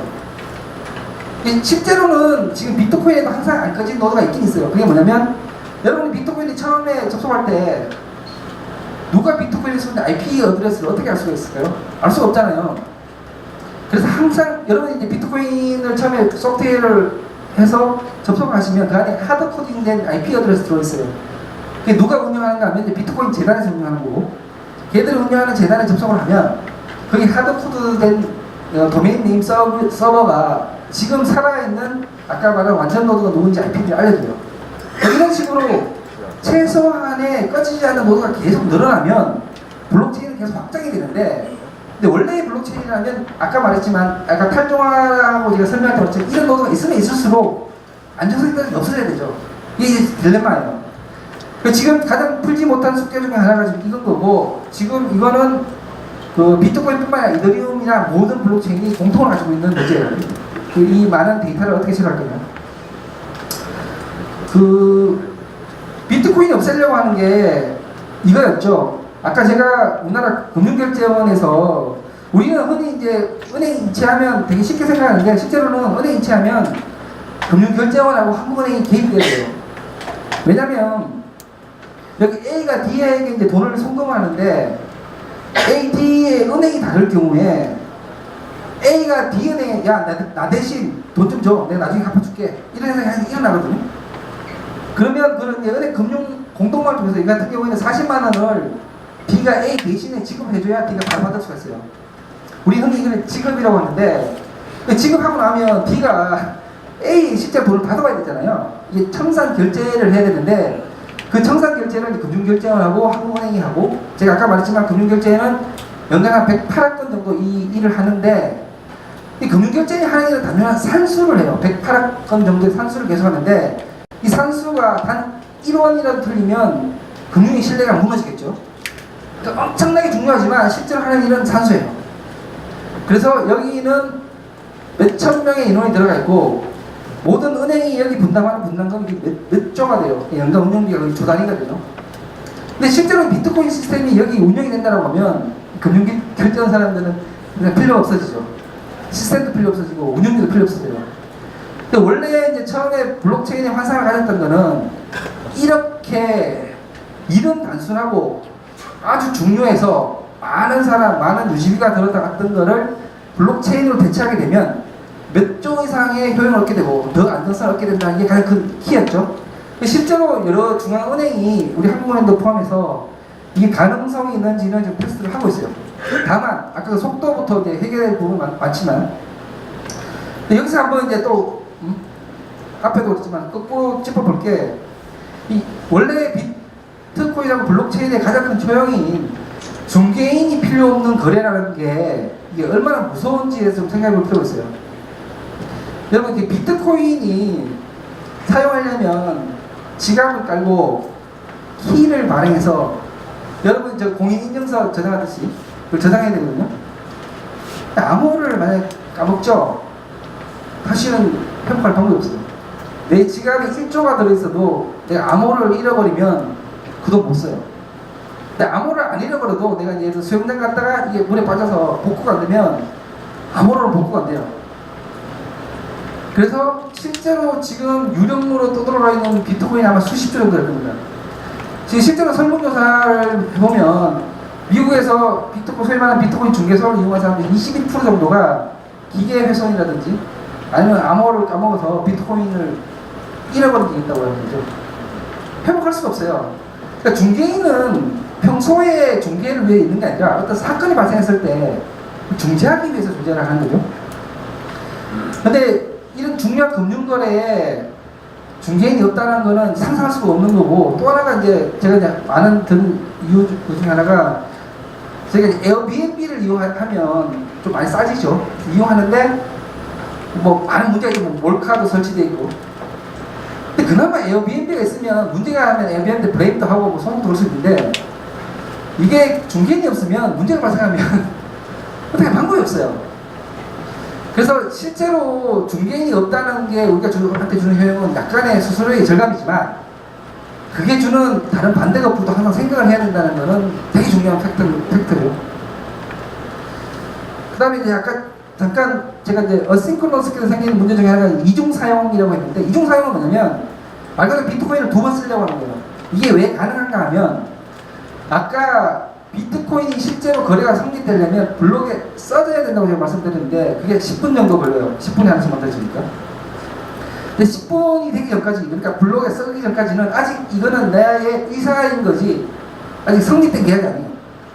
어떤 경우가 있었는가 하면 이제 A라는 사람이 B라는 사람하고 이제 중고 노트북을 거래하기 위해서 만나서 내 노트북 사고 비트코인 주겠다라고 하고 그 앞에서 비트코인 전송을 딱 누르면 이제 저 사람이 안심하고 이제 노트북을 주고 집으로 가면 무슨 짓을 할 수 있는가 하면, 자기가 자기한테 똑같은 비트코인을 다시 주는 거래는 이걸 또 브로드캐스팅을 해요. 일단은 먼저 브로드캐스팅한 이 1번이 아직 처리되기 전이기 때문에 2번을 브로드캐스팅하면 1이 먼저 처리될지 2가 먼저 처리될지는 아무도 몰라요. 왜냐면 누가 처리할지도 모르죠. 어떤 노드가 해시 퍼즐을 먼저 풀지 모르니까 누가 처리할지도 모르고, 1번이 먼저 도달할지 2번이 먼저 도달할지도 알 수 없어요. 제가 아까 말씀 타임스탬프도 없다고 했죠. 그래서 여기에는 크게 이제 두 가지 가능성이 있어요. 하나는 뭐냐면, 지금 마침 블록을 만들고 있는 노드에게 둘 다 동시에 도달할 가능성이 제일 높아요. 왜냐면 텀이 10분이나 되기 때문에 아무리 네트워크 레이턴시가 있다고 하더라도 그게 동시에 도달하죠. 그러면 그 노드가 딱 보니까 같은 비트코인을 두 번 쓰니까 바로 둘 다를 폐기시켜버려요. 이게 가장 높은 시나리오고, 또 다른 시나리오는 1이나 2 중에 하나가 먼저 도달해서 2를 먼저 처리하면 1을 폐기하고 1을 먼저 처리하면 2를 폐기해요. 그러니까 블록체인은 정의라는 것도 없고 선후도 없어요. 그냥 도착해서 규칙을 지키면 그게 정의죠. 1번은 우리 입장에서는 나쁜 짓이지만 이게 왜 노드 입장에 나쁜 짓이 아니죠. 있는 노드 가지고 쓴 거고 규칙을 지켰고 그럼 쓰면 되니까, 그죠? 그런데 어떤 경우든 두 번을 못 쓴 건 맞잖아요, 그죠? 둘 다 폐기하든지 둘 중 하나를 썼으니까. 그래서 블록체인의 시스템 입장에서는 이중 상황을 막았는데, 상거래 입장에서 보면 A는 둘 다 폐기돼도 돈을 안 쓰고 자기 돈이 먼저 처리해도 돈을 안 써요. 자기가 돈을 쓰는 경우는 정상적인 일이 먼저 처리되는 경우인데 그런 경우는 잘 없죠. 따라서 시스템적으로는 이중 처리가 막히지만 상거래에는 얼마든지 이중 처리를 쓸 수 있어요. 그럼 이걸 못하게 하려면 어떻게 된다면 돈 받는 사람이 계속 기다리면 돼요. 일단 블록이 만들어졌는지를 기다려야 되고 그걸로 또 안심하면 안 되는 게 아까 우리가 탈중앙 합의할 때 3개, 4개 했다가도 퇴출될 수 있잖아요. 계속 기다려요. 그래서 비트코인 재단에서는 최소한 6개 블록 1시간은 최소한 기다려라 얘기가 없어요. 따라서 커피 한 잔 사시고 1시간 동안 못 나오세요. 왜냐면 커피 주인이 그게 블록이 6개 만들어질 때까지 기다려야 할 테니까. 근데 실제로는 블록 하나 만들어질 때 그게 내 거래량의 관계나 보장이 없어요. 왜냐면 블록에는 2,000개밖에 못 땄는데 지금은 4,000에서 5,000개 정도의 트랜잭션이 만들어지는데 수수료가 다 다르거든요. 그러니까 여러분이 채굴하면 당연히 수수료만 먼저 처리할 거잖아요. 따라서 수수료를 낮게 내면 열흘 걸릴 수도 있고 한 달 걸릴 수도 있고 영원히 처리 안 될 수도 있어요. 결국 이제 보면 지금까지 중앙화 시스템은 아까 얘기했지만 신뢰 시스템이에요. 그냥 걔만 믿으면 돼요. 걔가 다 처리하니까. 근데 지금의 블록체인은 신뢰는 필요 없어요. 그냥 증명을 할 수 있는 방법만 존재하면 누가 만들어도 상관없어요. 걔를 믿을 수 있는 넌 아니들은 상관없으니까요. 그래서 누가 기록할 것인가를 이제 보는 거고, 그래서 항상 같은 사람이 기록하면 신뢰 기반의 중앙화 시스템, 그 어떤 룰에 의해서 아까 말한 해시 퍼즐을 먼저 하면 증명 기반, 누가 했나? 대신 신뢰 기반은 증명이라는 절차가 없지만 증명 기반은 우리가 증명하는 절차를 통해서 누가 기록하든 상관없이 하게 되죠. 그래서 탈중앙 합의 과정을 결국 보면 뭐냐면 먼저 누가 쓸지 리더를 실렉션하면 되죠. 비트코인은 제일 먼저 해시 문제를 푼 사람, 이더리움도 제일 먼저 해시 문제를 푼 사람, 아까 말한 EOS라는 애들은 21명이 이미 정해져 있어요. 걔들이 그냥 알았어요. 그 다음에 썼죠. 쓰면 중앙화 시스템 같은 경우에는 이미 끝났겠죠. 썼으니까 우리 믿으면 되는데 지금은 밸리데이션 해요. 누가 하는가 하면 모든 노드가 하죠. 규칙에 따라서. 그래서 규칙을 어겼으면 리젝션을 하면 되고 규칙을 지켰으면 동의를 하면 돼요. 그래서 모든 노드가 동의를 하면 이게 합의가 되죠. 이게 탈중앙화 합의가 된 거예요. 그 다음에 다시 리더를 선택하고 이게 10분에 한 번씩 계속 돌아가죠. 그래서 리더 뽑고 기록하고 검증한 다음에 폐기하든지 아니면 내가 동의하고 모든 사람이 동의하면 합의가 되고, 동의한다는 의미는 뭐냐면 내 로컬에 있는 블록체인에 새로 만든 블록을 하나 더 추가를 계속 하는 거예요. 그리고 내가 동의하고 리젝션 한다는 얘기는 그걸 버려버리는 거고, 이 사이클이 계속 도는 거죠. 그래서 왜 하필 10분이냐, 뭐 특별한 이유는 없어요. 아까 말씀드렸지만 그냥 10분에 하나 하겠고. 그래서 약간 꽈보면 지금 이제 자격 증명이란 게 아까 말한 해시 퍼즐을 풀어야 되기 때문에 너무나 과도한 에너지를 사용한다. 그 누군가 분석하기에는 30테라와트 아워 정도를 사용했다 작년에. 30테라와트 아워가 얼마나 많은 전기가 하면 아이슬란드 전체가 쓴 전기량 1년 동안 쓴 거랑 같고, 우리나라 6대 도시 개인 가정용 전기를 다 합친 게 1년 동안 쓴 게 30테라와트 아워예요.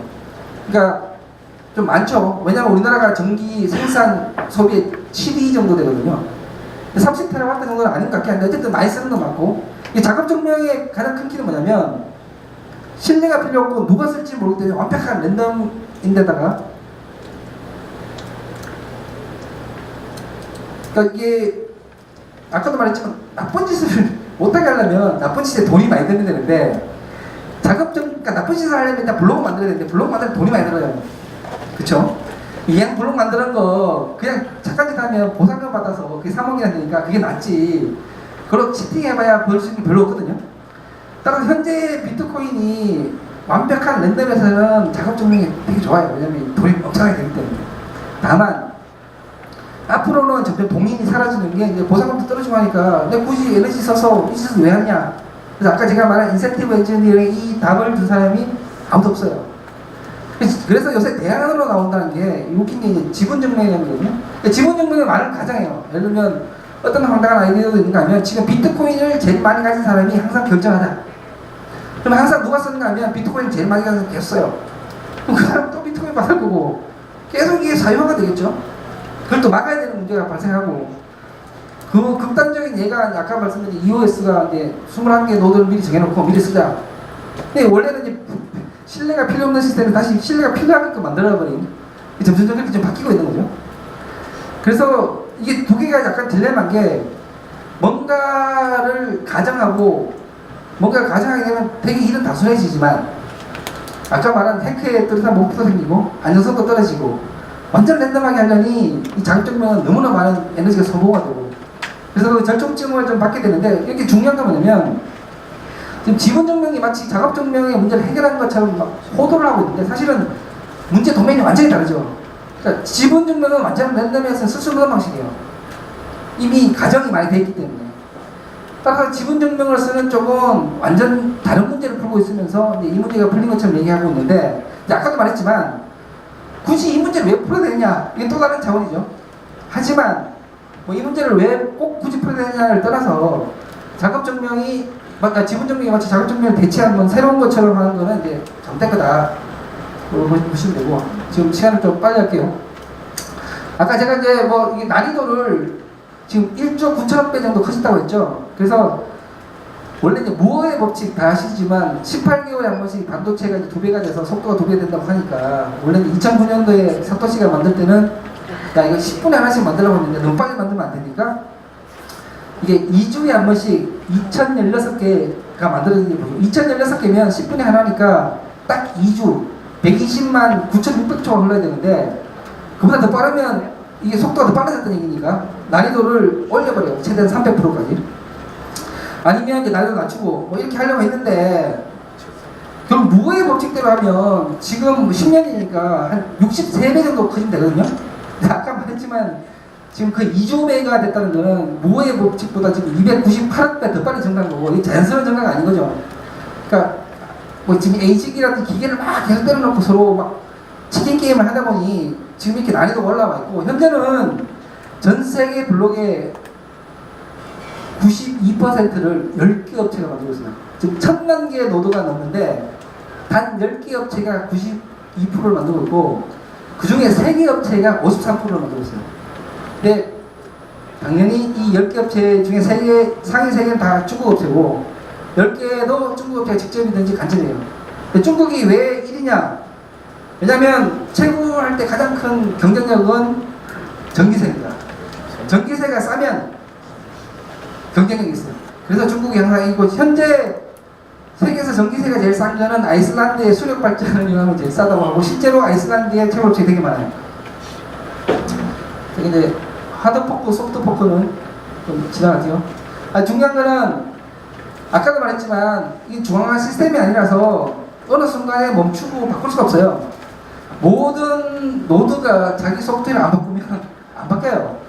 그래서 항상 인컨시스턴시가 존재를 해서 어떤 경우에 따라서 모든 노드가 다 바뀌어야만 바뀌는 경우가 있고, 어떤 경우는 다수가 바꿨을 때는 다수씩 바뀌어지는 경우가 있는데, 다수가 바뀌어서 다수씩 바뀌는 경우를 우리가 흔히 소프트포크라고 하고, 모든 노드가 바뀌어야 될 경우를 우리가 흔히 하드포크라고 하는데, 그거는 이 PPT를 제가 공유한지 모르겠는데 여기 보면 제가 설명이 따로 있습니다.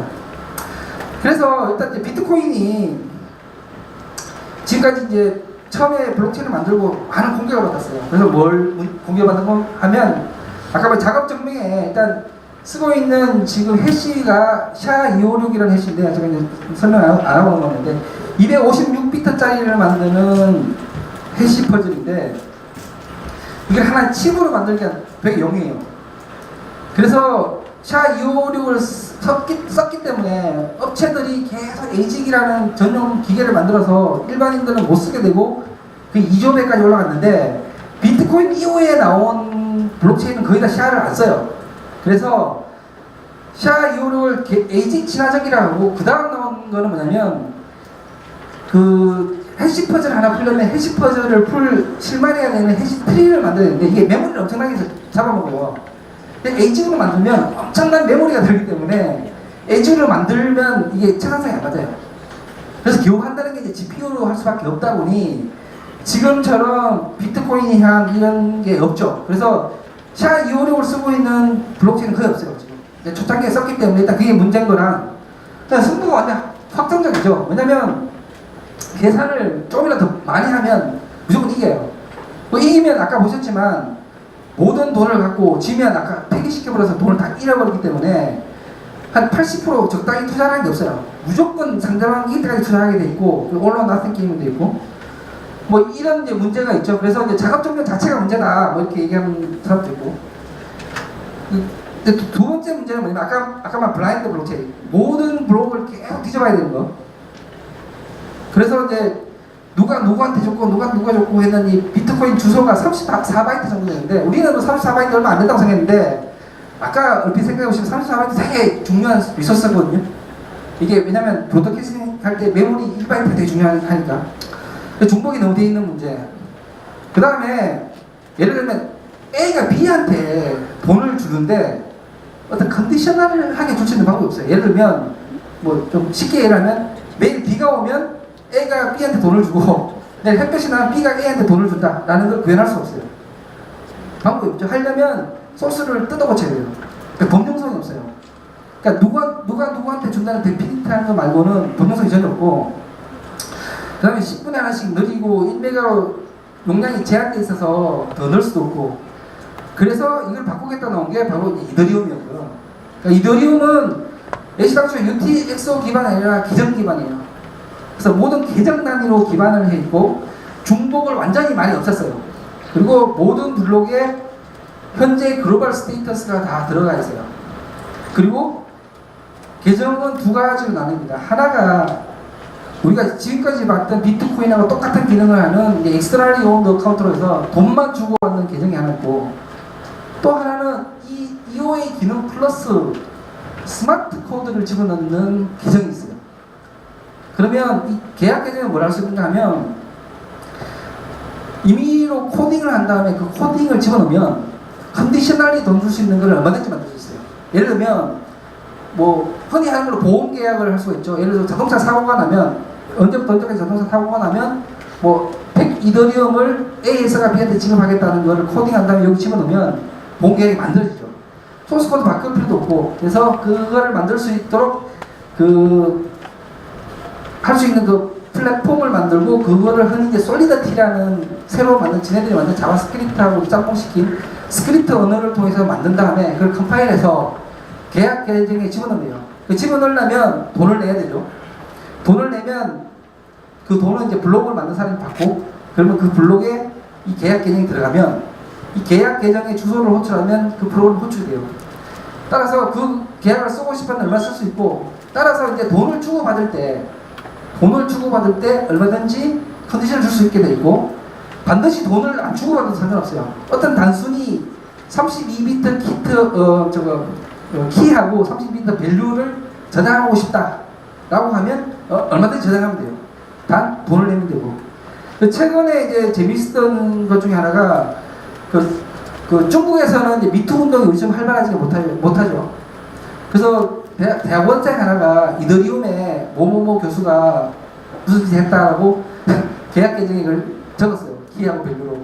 근데 바로 발각이 나니까 그냥 이제 약간 코딩한 채로 집어넣어서 UTF-8로 코딩해서 다시 하면 그 내용은 뭐뭐 교수가 뭐 무슨 짓 했다는데 이게 왜 화제가 되는가 하면 혹자는 이랬거든요. 야 봐라 이렇게 안 지워지고 불변인 기록하는 게 블록체인의 본연의 기록 아니냐 얼마나 좋은 거냐. 근데 제가 나중에 이제 결론 때 말씀드렸지만 그게 사실이 아니면 어떡해요.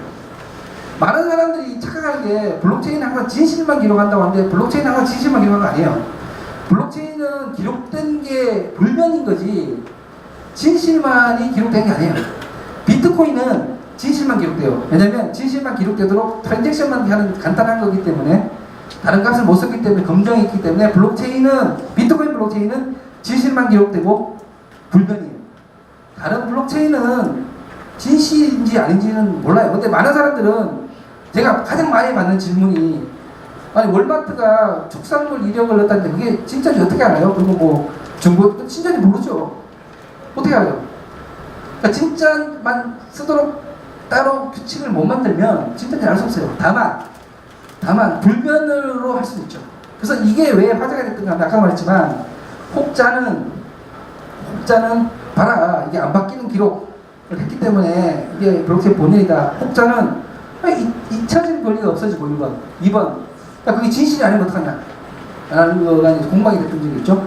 중요한 거는 지금 나와 있는 블록체인은 아까 그 메모도 그랬지만 블록체인이 어떤 뭔가 근사한 걸 하는 게 아니라 결국 블록체인은 스마트 계약을 통해서 할 수 있는 건 최종적으로 32바트의 키와 32바트의 밸류를 저장하는 것밖에 할 수가 없어요. 다만 이것만 하더라도 여러 계약에 관련된 거는 부동산 계약도 할 수가 있고 뭐든지 할 수가 있죠. 주고받는 돈이 그 자체 돈이면 그 스마트 계약을 하려면 프로그램만 새로 하면 새로운 컨디션을 만들면 되니까. 그렇죠? 그리고 계약 계정은 제가 루프를 해놨지만 하나의 계약 계정은 또 다른 계약 계정을 호출할 수 있어요. 계속 호출하고 하면 되고, 비트코인은 아까 1메가바이트로 제약을 해놨기 때문에 더 못 담았잖아요. 근데 이더리움은 제약이 없어요. 1기가든 100기가든 제약이 없는데 사실은 그렇게 못 담죠. 왜냐면 돈을 내야 되니까. 그래서 그 이더리움이 메모리를 컨트롤하는 방식은 뭔가를 저장한다든지 뭔가를 호출하려면 돈을 자기들 말로 가스를 했는데 가스를 내야 되게끔 돼 있어서 무분별하게 사용하는 걸 억제하는 측면이고, 비트코인 블록체인은 아예 메모리 그 1메가로 해서 대장 못 크게 했던 거죠.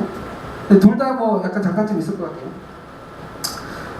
그래서 이더리움이 추앙받던 이유는 최초로 제너럴 퍼포스 블록체인이에요. 그러니까 소스 코드를 안 바꾸고도 컨디션을 계속 집어넣을 수 있고 언제든지 바꿀 수 있고, 그래서 뭔가 이제 변형을 하긴 했더라도 그 변형은 계약 입장에서 보면 무궁무진한 걸 할 수 있는 엄청난 걸 만든 거지만 32비트 키하고 30비트 밸류 말고 할 수 있는 게 뭐 있냐는 입장에서 삐딱하게 보려면 뭐 할 수 있는 게 별로 없어요.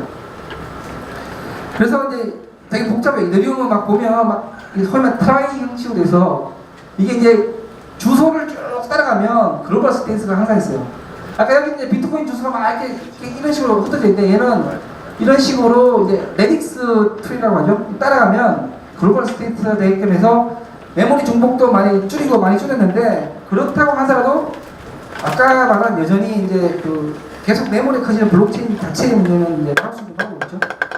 그래서 솔리디티 예제가 되게 많이 있어요. 보면 거기 투표의 예제도 있고, 여기 보면 이제 이렇게 따라 쓰면 투표할 수 있다는 것도 있고, 또 어떤 예제가 있는가 하면 이제 이렇게 여기 따라하면 토큰, 자기들만 ERC20 토큰을 발행할 수 있다. 그래서 엄청나게 많은 업체가 토큰 발행해서 지금 뭐 중개소에서 열심히 뭐 팔고 있죠.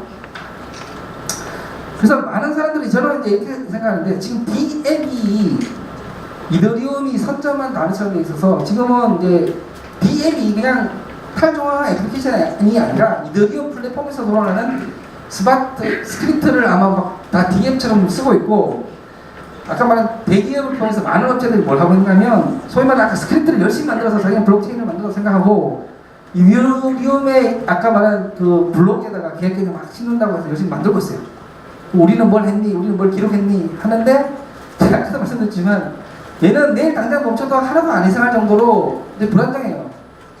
지금 메모리도 그 용량도 계속 커지고 있을 뿐더러 이 메인넷이 계속 돌아가려면 채굴을 계속 해야 되는데, 채굴 단가가 떨어지면 더 이상 채굴할 이유가 없는데 지금 암호화폐 시세에 완전히 의존하고 있죠. 그래서 실제로 블록체인이 돌아가려면 블록체인 자체가 수익을 내야 돼요. 그래서 그 수익을 나눠줘야 안정적으로 돌아가는데 자기가 수익을 내는 블록체인은 단 하나도 없죠. 그래서 뭐냐면 열심히 남이 일하고 있는데 실체가 없는 암호화폐 중에서 너 딴 데서 바꿔서 돈해. 그게 지금 돌아가고 있는 거예요. 따라서 업체에서, 산업체에서 자기가 블록체인으로 뭔가 하겠다면 메인넷을 자기가 만들려고 해야 되고, 메인넷을 구축해야 되고, 인센티브 엔진을 만들어야 항구적으로 할 수 있어요. 아니면 이게 어떻게 될지도 모르는데 여기 기준에서 여기 간단한 30키 밸류만 넣고 블록체인 한다는 건 말이 안 되죠. 그래서 저는 이제 항상 얘기하는 게, 이 이더리움에 DApp 하는 거는 블록체인 하는 게 아니에요. 절대로. 이거는 뭐 대기업들이 할 일도 아니고. 그 보면 이제 DApp이 어느 정도까지 지금 진화되어 있는가 하면, 이더리움이 마치 옛날에 애플이 iOS 만들어서 앱 스토어 만들었듯이 지금 막 그런 환경을 만들고 있고 열심히 지금 DApp들을 만들어요. 근데 아까도 말했던 DApp이라게 애플의 앱스토어처럼 여러 가지 뭐 이런 게 아니라 결국 할 수 있는 게 어떤 컨디션을 주고 키 밸류만 한다고 하다 보니 대부분의 응용 프로그램이 되게 좀 조잡하고, 특히 이 중에 제가 놀랐던 그 누가 올린 스톰이라는 앱이 들어있는데 보시면 뭐냐면 돌을 팔아요. 버추어 돌을 10개를 만들고 앞으로는 더 이상 안 만든다. 돌 하나당 1 이더리움 이렇게 파는데 이게 팔리더라고요. 또 사요. 누군가는 또 전 세계 지도 그려놓고 지도막 쪽에서 팔고 있고. 그래서 현재로서는 어쨌든 어떤 컨디션을 줘서 주고받는데 뭐 있는데, 어쨌든 계약의 입장에서는 이 스마트 플랫폼만 이용해서 탈 수 있는 게 되게 많지만, 어쨌든 그 메인넷의 항구성이라든지 안전성은 별개의 문제고요. 뭐 이런 관계상 요거는 빨리 할게. 그 미스릴이라고 들어보시는 분 있는데 2018년 4월 12일에 새로 나온 화폐예요. 우리나라 중개소에 올라갔는데 얘가 저녁 6시에 기습적으로 공개를 했거든요. 여기 X축을 보면 5분 단위, 5분, 10분, 15분 단위고, 얘가 이제 250원에 기습적으로 저녁 6시에 딱 상장했는데, 지네 말로는 상장. 이게 30분 만에 28,000원이에요. 이게 11,200%. 그러니까 사람들이 이 도박에 환장 안 할 수가 없는 게, 아니 도대체 30분 만에 11,200%를 벌 수가 있어요. 근데 문제의 함정은 여기 있죠. 그 다음 5분 만에 이게 760원이 되고, 이게 350원이, 지금 한 400원 정도 하거든요. 그러니까 이런 일이 계속 벌어지는 게 저는 두 가지가 원인이라고 보는데, 일단은 블록체인 기반으로 경제를 만들면요, 이게 익명성이 생기네요. 원래 블록체인 자체가 익명이 기반이 되면 트레이싱이 안 돼요. 누가 시세 조정을 하든 뭘 하든 알 수 있는 방법이 없어요. 현재 주구장창 저는 주장하는 게, 암호화폐를 블록체인으로 만드는 건 완전히 없어져야 된다고 저는 얘기를 하거든요. 왜냐면 이게 금융실명제를 왜 해요? 그러니까 여기가 이게 가능한 이유가, 시세 조정을 아주 솔직히 할 수 있고 안 들키는 데다가 시세 조정이 되게 용이해요. 왜냐면 중개소가 있기 때문에. 그러니까 중개소가 없으면 시세 조정이 용이하지가 않죠. 절대 다수를 대상할 수가 없는데, 지금은 그게 아니다 보니까 이게 언제든지 가능해요. 계속 하고 있죠. 얼마 전에도 무슨 팝 무슨 또 코인이가 만들겠다고 중개소 자체가 뭐 하고 있는데, 저는 왜 이게 대해서 계속 얘기를 하냐면, 계속 이쪽이 정말 아까 말한 메인넷도 만들고 새로 정말 본연의 블록체인을 만들어야 될 이쪽의 에너지를 다 그냥 뺏어가 버려요. 그리고 지금 ICO의 99%는 거의 다 뭐 사귄 걸 다 아실 거고. 그래서 지금 보면 5월 7일 기준으로 이래요. 전 코인 중에 비트코인 36% 정도고, 코인 한 1,600개 정도. 중개소가 웃긴 게요, 암호화폐는 하루에 2개 정도 만들어지거든요. 중개소는 하루에 20개 정도 만들어져요. 지금 1,776개예요. 그리고 이제 뭐 이거는 중개소가 자꾸 해킹 당하는 이유는 블록체인하고 아무 상관없기 때문에 당연히 해킹 당하죠. 그리고 당연히 이제 군침을 흘리만 하고, 왜냐면 완전 단절돼 있어요, 바깥에서. 지갑을 이용하는 애플리케이션 뿐이죠.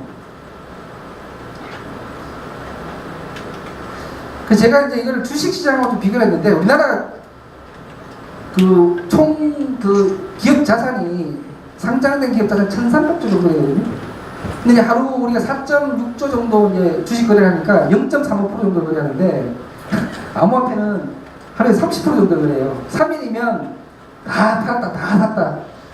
그래서 인당 134만원씩 수수료로 중개소에 납부하고 있어요, 지금. 남는 게 없죠. 그리고 원래는 이제 수수료를 없애려고 만든 게 이거 중간자를 없애서, 지금 실제로는 지금 평균 수수료가 25,000원을 내야 비트코인을 딴 사람 줄 수 있어요. 우리가 은행 지금 평균 저게 이제 인터넷이 한 500원 정도 하죠, 타행. 그러니까 25,000원을 안 내면 안 돼요. 따라서 커피숍에 가셔서 5,000원짜리 커피를 드시려면 일단 3만원이 필요하시거든요. 25,000원 내야 되니까. 그리고 1시간 기다렸다 오셔야 되는 거예요. 결과를 주셨는데요. 혹시 미래 얘기가 좀 나오나요? 예. 알겠습니다. 자, 그래서 일단은 보통 블록체인의 효용 중에 이 6가지 중에 2가지는 잘못됐어요. 제가 아까 말씀드렸는데 아시겠어요?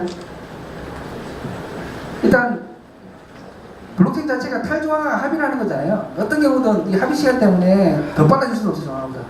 그 진실만을 기록한 게 아니란 거. 그런데 이제 지금 시중에 보면 덧바라다 혹은 이제 진실만을 기록한다는 업체 되게 많을 거예요. 그럼 딱 듣는 순간 그거나 하시면 될 거고. 그래서 블록체인을 구성할 때는 보통은 같은 노드로 생각하는데 항상 사용자 노드가 있고 검증자 노드가 있죠.